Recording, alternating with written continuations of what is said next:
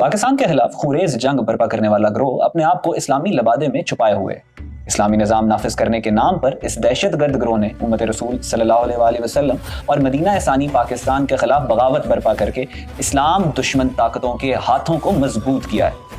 حدیث مبارکہ میں اس گروہ کو خارجی کہا گیا ہے، یعنی دائرہ اسلام سے خارج ہونے والے۔ جو فوج ان خارجیوں سے جنگ کر کے اسلام کا دفاع کرے گی، اس فوج کو حضور صلی اللہ علیہ وآلہ وسلم نے جنت کی بشارت دی ہے۔ ان دہشت گردوں کی جو علامات حدیث مبارکہ میں بیان کی گئی ہیں وہ تمام کی تمام تحریک طالبان پاکستان اور ان نظریات کے حامل دہشت گرد گروہوں پر ثابت ہوتی ہیں۔ رسول اللہ صلی اللہ علیہ وآلہ وسلم نے ان دہشت گردوں پر اس قدر جلال کا اظہار فرمایا ہے کہ شدید ترین الفاظ میں ان کو جہنم کے کتے فرمایا ہے۔ آپ صلی اللہ علیہ وآلہ وسلم نے جو نشانیاں بیان فرمائی ہیں ان کا مفہوم ہے کہ یہ کم عمر ناپختہ دماغ کے لڑکے ہوں گے۔ آج آپ دیکھ سکتے ہیں کہ ان دہشت گردوں کی اکثریت کم سے لڑکوں پر مشتمل ہے۔ ایک اور جگہ رسول اللہ صلی اللہ علیہ وآلہ وسلم نے یہ فرمایا ہے کہ جس کا مفہوم ہے کہ یہ طاقت کے ذریعے لوگوں کو کتاب اللہ یعنی قرآن کی طرف بلائیں گے، مگر در حقیقت ان کا کوئی تعلق قرآن سے نہیں ہوگا۔ یہ حدیث شریف بھی ان غلیظ اور پلیت لوگوں پر بالکل ثابت بیٹھتی ہے۔ ایک اور حدیث شریف میں یہ فرمایا گیا ہے کہ جس کا مفہوم ہے کہ یہ خوارج کفار کے حق میں نازل ہونے والی آیات کا اطلاق مسلمانوں پر کریں گے اور اس طرح وہ مسلمانوں کو کافر، مشرک اور گمراہ قرار دے کر ان کا قتل جائز قرار دیں گے۔ آپ دیکھ سکتے ہیں کہ کس طرح یہ نشانیاں صادق آ رہی ہیں ان جہنم کے کتوں پر۔ آج یہ پاکستانی قوم کو کافر و مشرک اور افواج پاکستان کو مرتد کہہ رہے ہیں اور ان کے خلاف اعلان جنگ کیے ہوئے ہیں۔ یہ لوگ، یہ دہشت گرد اس قدر فساد پھیلاتے ہیں کہ اسی وجہ سے رسول اللہ صلی اللہ علیہ وآلہ وسلم نے ان کو جہنم کے کتے فرمایا ہے۔ حدیث میں یہ بھی ملتا ہے کہ وہ قرآن کی تلاوت اس طرح کریں گے کہ ان کے سامنے مومنین کو اپنی تلاوت کم لگے گی، ان کی نمازوں کے سامنے مسلمانوں کو اپنی نمازیں کم لگیں گی اور ان کے روزوں کے سامنے مسلمانوں کو اپنے روزے حقیر لگیں گے۔ حدیث شریف میں ان کے حلیے کے بارے میں بھی واضح فرمایا گیا ہے کہ ان کی داڑیاں گھنی ہوں گی، ان کے تہمد اونچے ہوں گے، کردار کے معاملے میں ظالم، خونخوار اور گھنونے لوگ ہوں گے، عبادت کے معاملے میں متشدد اور انتہا پسند ہوں گے۔ الغرض یہ کہ وہ بظاہر مذہبی لوگ ہوں گے لیکن ایمان ان کے حلق سے نیچے نہیں اترا ہوگا۔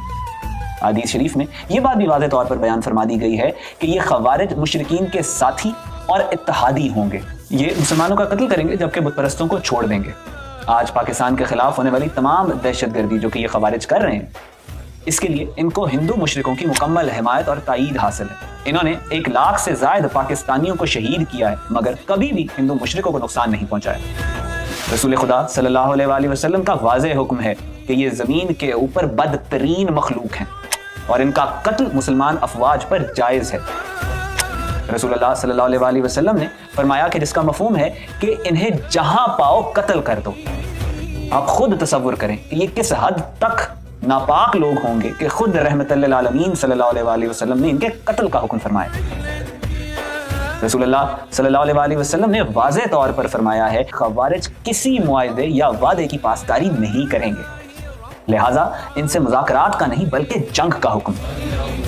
ان کو قتل کرنے والی فوج کو جنت کی بشارت دی گئی اور ان کے ہاتھوں شہید ہونے والے مسلمان سپاہیوں کو اللہ کی رحمت اور بخشش مغفرت کی نوید سنائی گئی۔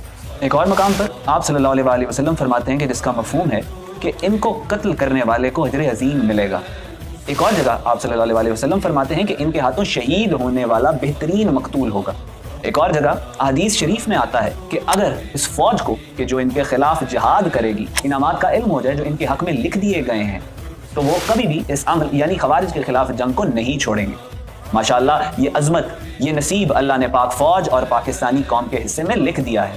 الحمدللہ ان حدیث مبارک کی روح سے ان خوارج کے ہاتھوں شہید ہونے والے لاکھوں پاکستانی، پاک افواج اور قانون نافذ کرنے والے اداروں کے افسر اور جوان شہید ہیں۔ حدیث مبارکہ و آثار سے مواخذ علامات سے ثابت ہوتا ہے کہ جو مسلح گروہ یا فرقہ جمہور امت مسلمہ کو گمراہ، بدعتی اور کافر و مشرک کہے، ائمۃ الناس مسلم ہو یا غیر مسلم، ان کے خون، جان و مال کو حلال سمجھے، حق بات کا انکار کرے، مصالحانہ اور پرامن ماحول کو تباہ کرے، برباد کرے، وہ خوارج ہے، خواہ اس کا ظہور کسی بھی زمانے میں اور کسی بھی ملک میں ہو۔ آج پاکستان میں جس دہشت گرد گروہ نے فساد برپا کر رکھا ہے وہ اس فرقہ خوارج سے تعلق رکھتا ہے۔ یہ ہر دور میں پیدا ہوتے رہیں گے، ان کا علاج صرف اور صرف تلوار ہے، اور خوش نصیب ہے وہ فوج کہ جو اس فتنے کو ختم کرے۔ آج کے دور میں یہ فتنہ تحریک طالبان پاکستان کی شکل میں اٹھا ہے، اور وہ خوش نصیب فوج جو اس فتنے کو فنا کر رہی ہے پاک فوج ہے، اور رسول اللہ صلی اللہ علیہ وسلم کی احادیث شریف کے مطابق جنت کی حقدار اور بہترین غازیوں کی فوج ہے۔ اللہ پاکستان کا حامی و ناصر ہو۔